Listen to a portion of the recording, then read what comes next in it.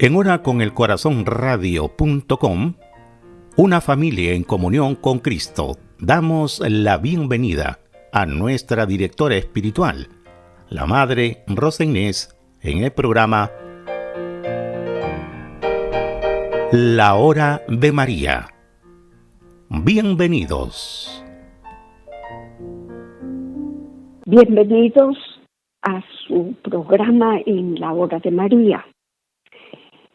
Es hermoso en esta época contemplar a nuestra Madre Santísima.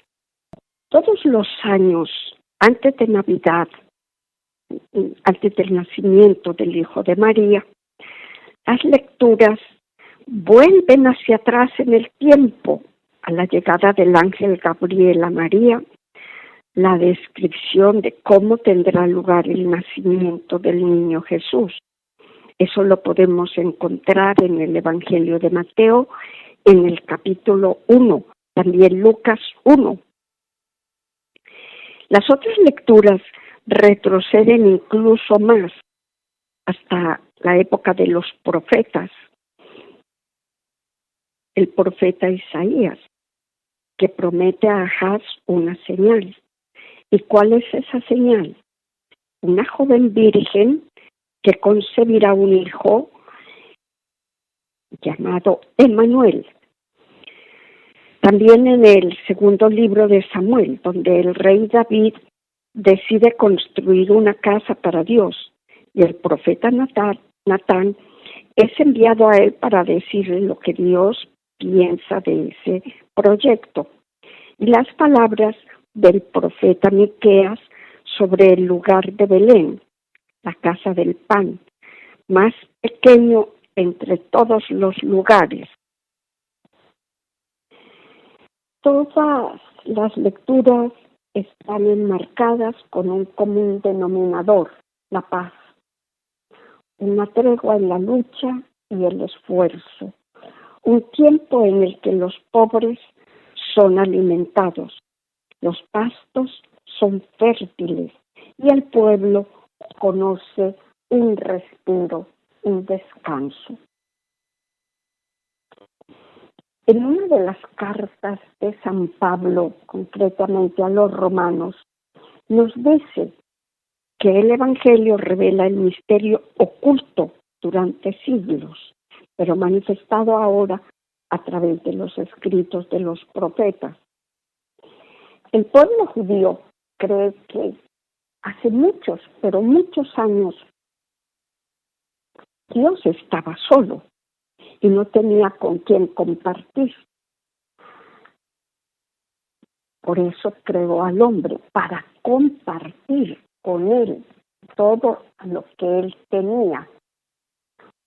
Los judíos creen que la historia del mundo son los relatos de Dios realizándose. Como cristianos nosotros también creemos que estos relatos proclamados en la Santa Eucaristía o la Santa Misa son los relatos de Dios. Es su palabra, pero a veces creemos y a veces no. Los niños creen, los jóvenes ya no, y los adultos jóvenes tampoco. Algunos sí, pero todos los años en Adviento vuelven los relatos que nos invitan a escuchar de nuevo con los ojos muy abiertos, llenos de esperanza.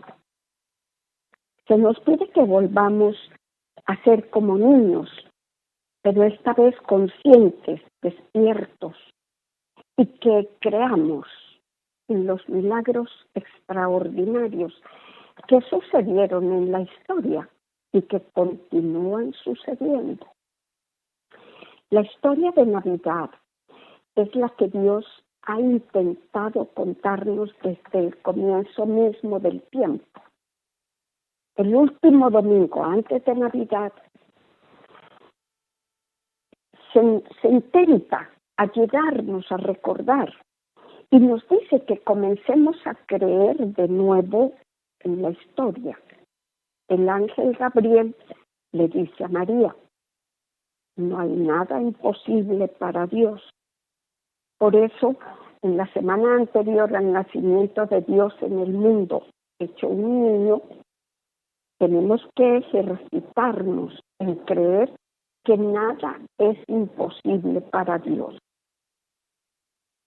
Que somos parte de algo mucho más grande que nuestra mera vida de individuos o de comunidades. La narración comenzó con la Anunciación y pronto celebraremos su culminación. Han sido 9 meses.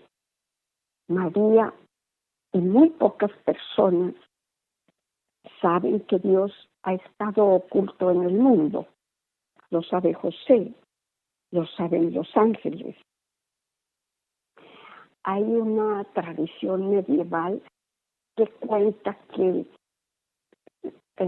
la canción de Navidad que cantaron los ángeles a medianoche, empezaron a aprenderla cuando regresaron de la Anunciación, porque era una canción muy extraña.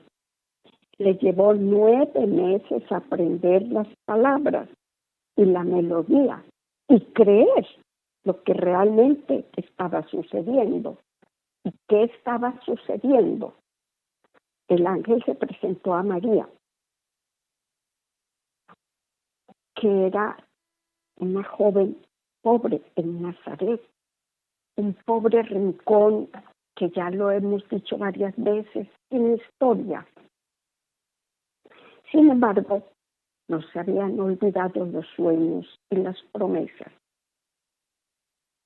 El ángel saluda a María y le anuncia un gran misterio, que va a ser madre. Y como vamos a verlo más adelante, ella había hecho un voto de virginidad. Naturalmente que en la casa de María en Nazaret no había ni oratorio ni reclinatorio. ¿Dónde estaba María? En algún lugarcito de su casa. Tal vez cerca de alguna ventana donde se veía su huertita.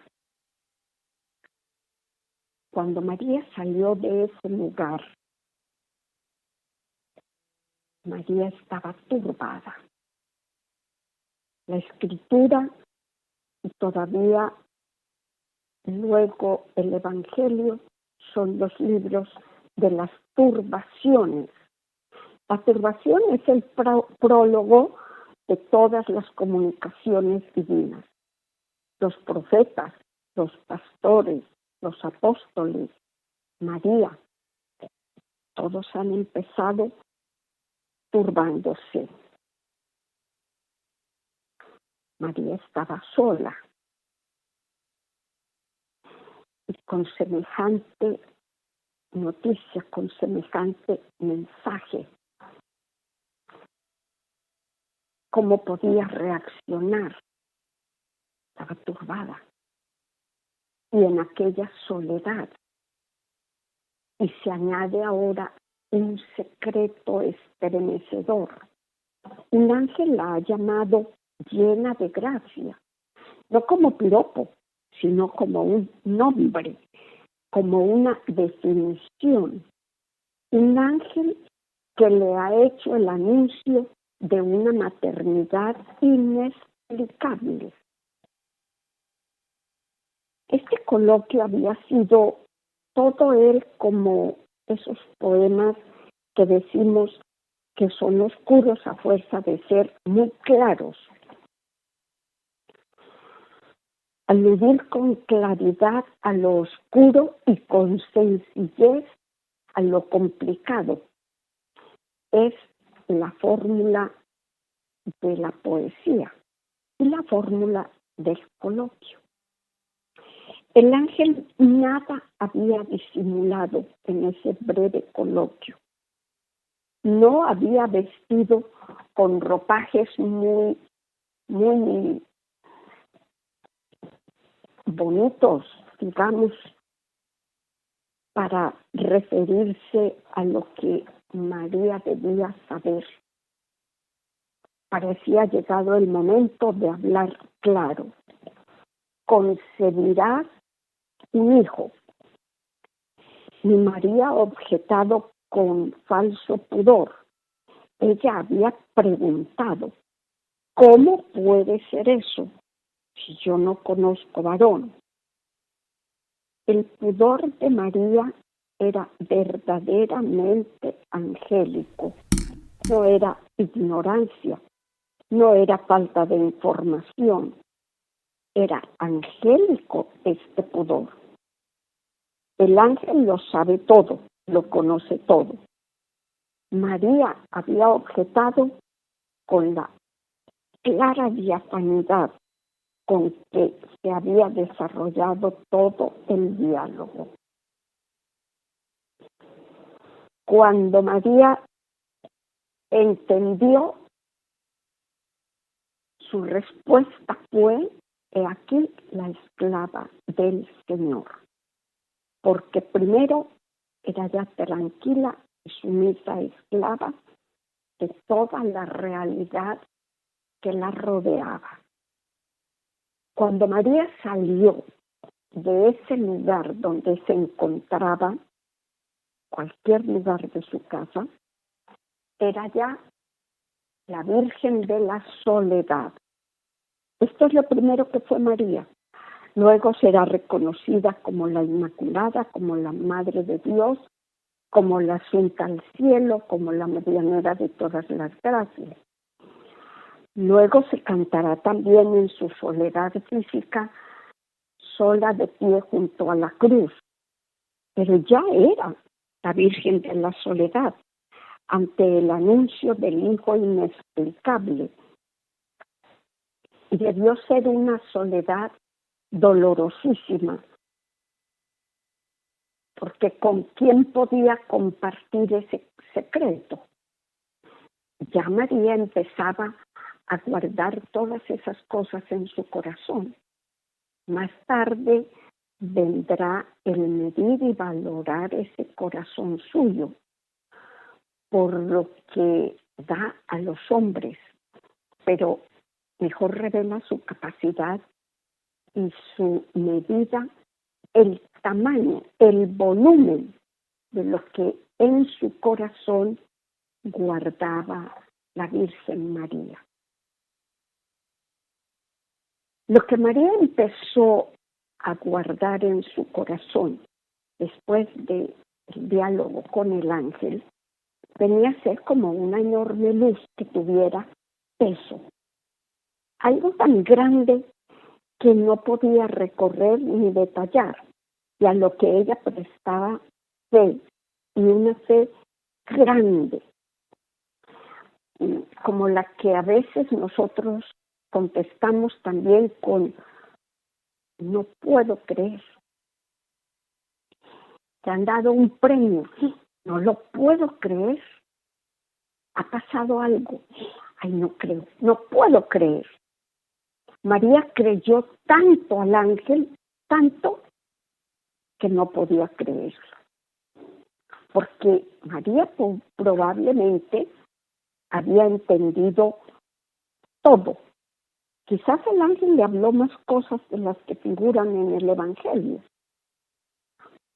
Háyale dicho más cosas de lo que dice el Evangelio, pero lo que dice ya es suficientemente claro y concreto.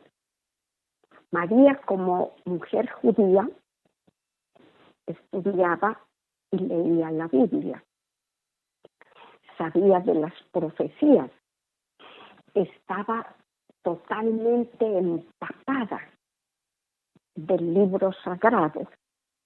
No podemos entender esta situación porque nunca nos ha pasado esto. Un pueblo que su cerebro, su sensibilidad están acaparados, concentrados en un libro. Todas las fuerzas intelectuales, emocionales, todas centradas en un libro. Eso no lo entendemos. Pero María sí lo entendió. María sí sabía a qué se refería el ángel. Quizás recordaba los versos de Isaías tan concretos, donde anunciaba a un niño que nacería, un hijo que se nos ha dado. La Virgen recordaría esas palabras. He aquí que una virgen concebirá y dará a luz un hijo, que será llamado el Hijo del Altísimo, que se llamará Emmanuel, Dios con nosotros. Ella recordaría esas palabras. Y recordaría también lo de la casa que le quería construir. María estaba también a punto de construir una casa para Dios. La nueva carga luminosa que había entrado en el corazón de María tenía preparada allí su morada. Era turbación y miedo, pero no era tiniebla, ni era desvarío. Había en su corazón un exacto perfil bíblico de profecía y anuncio. No cabía la menor duda. Sí, era su secreto. ¿Con quién lo compartía? Ella estaba solita en su casa. Si bien estaba desposada con José el carpintero, no vivían juntos. Y lo dice claro el Evangelio. ¿Por qué María guardaba esas cosas en su corazón? Sobre todo, ¿por qué no se las reveló a José? Probablemente una de las dimensiones que no podemos abarcar bien desde nuestro estilo de cultura en el ambiente del Viejo Testamento es esto del secreto. Estamos en las primeras páginas del Evangelio.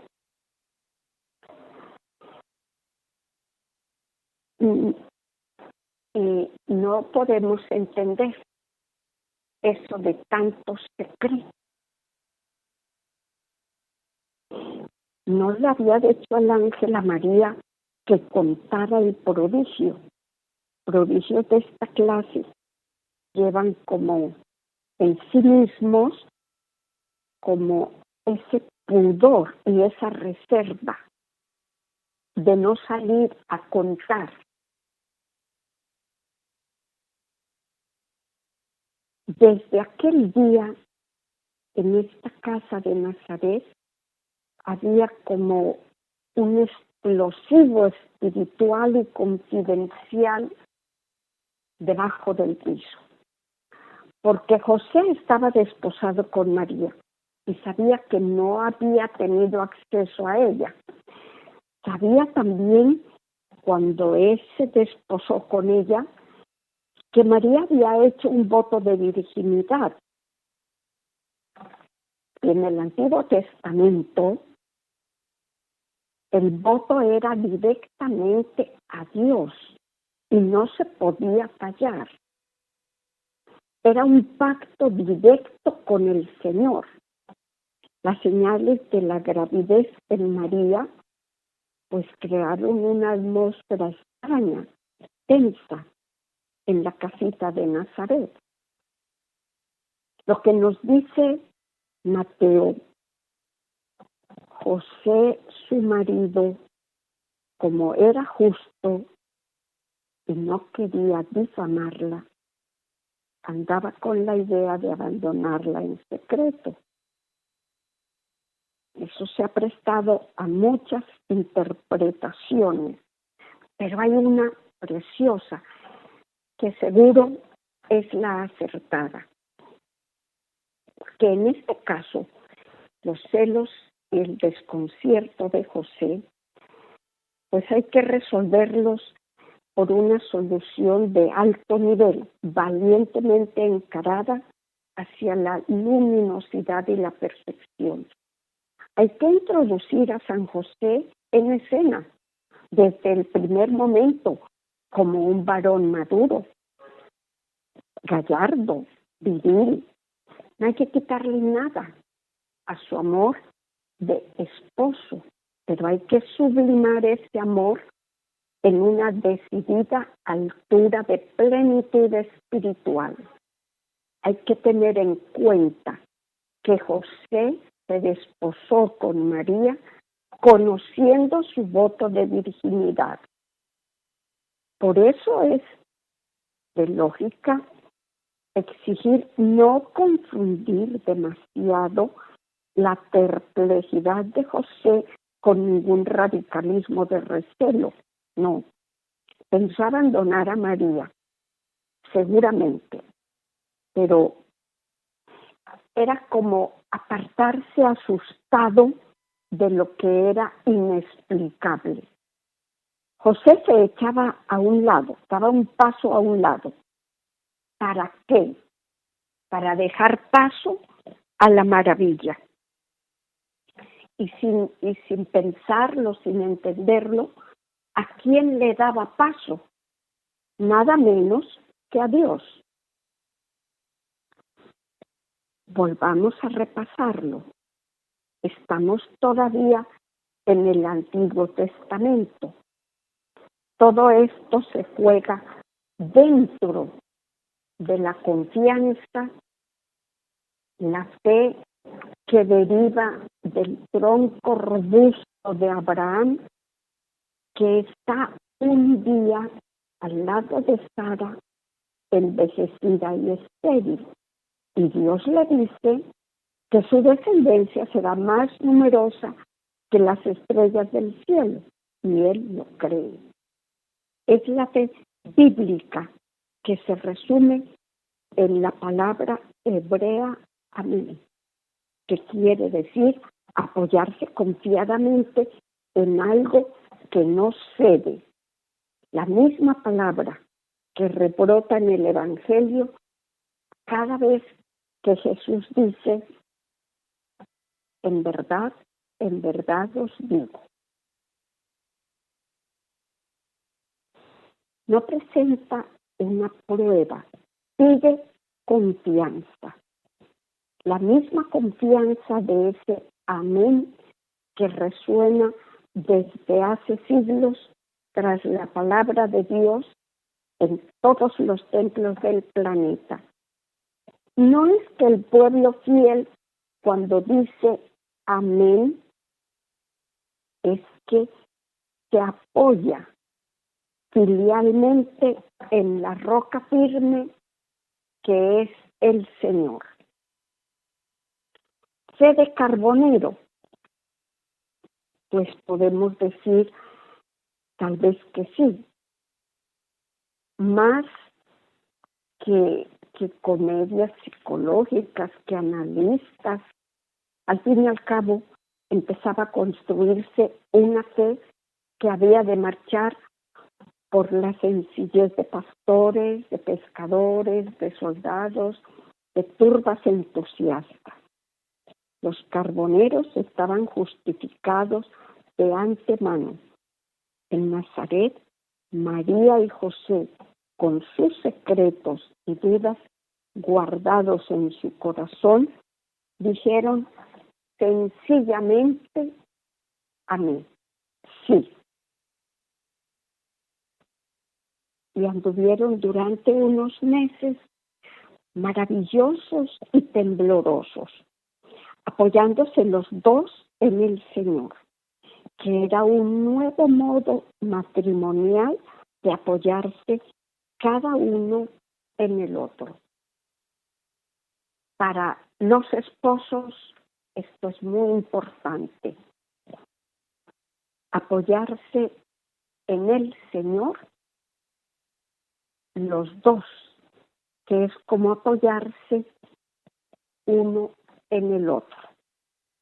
Y el Señor desató la difícil intriga con una gran luz. Otro ángel, otra segunda anunciación, ahora a José. No tengas recelo de recibir a María, tu esposa, en tu casa, porque lo que ha concebido es obra del Espíritu Santo. Así son claros y terminantes los misterios de Dios. Así, de pronto, en un par de saltos, los carboneros sobrepasan a los sabios y doctores.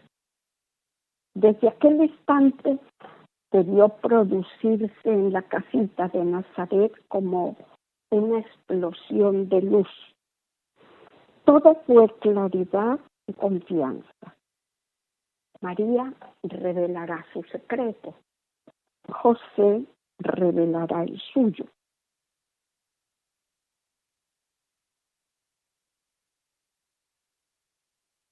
Pues nos quedamos como un poco perplejas ante esta hermosura de la Anunciación. Lo pueden encontrar en el Evangelio de Mateo y Lucas en el primer capítulo. En las lecturas de estos días volvemos a encontrar estos relatos que nos llenan de alegría. Debemos hacer de nuestra Navidad una Navidad nueva, una verdadera Navidad, pensando en María, en el niño y en José. Repitámosle a la Virgen las palabras del ángel: alégrate, llena de gracia, el Señor es contigo. Las palabras de Isabel: dichosa tú que has creído. ¿De dónde a mí tanta gracia que la madre de mi Señor venga a visitarme? Y las palabras de María: al ángel, he aquí la esclava del Señor, hágase en mí según tu palabra. A Isabel: proclama mi alma la grandeza del Señor. Hay todos los temas para ayudarnos en estos días. O miramos a la Virgen allá en un rinconcito, en algún lugar de su casita, recibiendo el anuncio del ángel. O la contemplamos al salir de ese lugar, turbada, sola. ¿Con quién va a compartir? Lo guarda en su corazón. Es la Virgen de la Soledad. Qué cosas lindas para deleitarnos en este tiempo contemplando a la Madre Santísima. ¿Cuántas cosas podemos sacar para nuestra vida? Una vida a veces fría, una vida donde no hay mucha oración, una vida donde no hay comunicación, familias que a veces no tienen buenas relaciones. Apoyarse en el Señor, en el que no cede, porque el hombre es frágil, pero si se apoya en el Señor, tiene esa fortaleza. Con todos estos sentimientos nos quedamos contemplando a nuestra Madre. Muchas gracias por habernos permitido llegar hasta sus hogares, quizás hasta su corazón. En Hora con el Corazón Radio.com, Una familia en comunión con Cristo, hemos presentado La Hora de María, con nuestra directora espiritual, la Madre Rosa Inés. Gracias, queridos oyentes, por su amable sintonía. Continúen con lo mejor de nuestra programación y nosotros nos quedamos con su compañía.